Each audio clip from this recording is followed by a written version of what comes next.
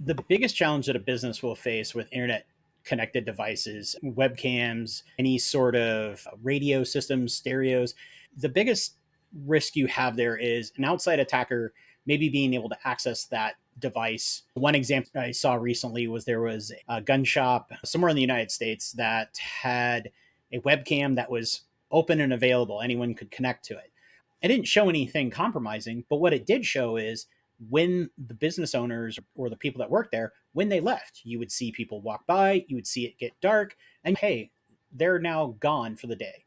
And if you were somebody really dedicated to stealing some guns, that might be a good target. So for businesses, it's just making sure that your data, your information is not being given away. If you have webcams set up and if an attacker could use them, they also could potentially turn them off during and while they maybe are conducting some sort of breaking and entering. There is always that possibility, especially with the availability of the tools to find these things. It's a little trickier with IoT devices simply because there is so many of them. There are so many brands, there's no real standards for how they operate.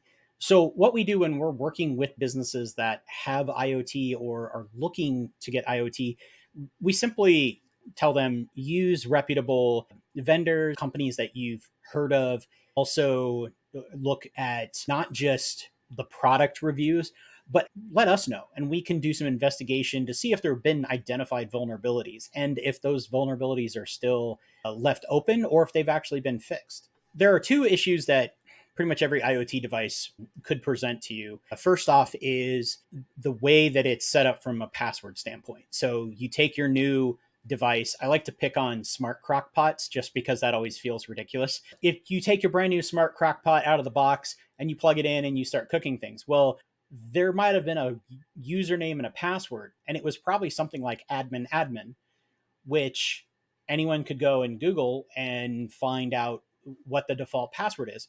So if you don't make a change to the password, now if an attacker gets there, they could burn your dinner or make your dinner cold. And that's just a small piece. Again, we're just talking about, oh, you've wrecked dinner.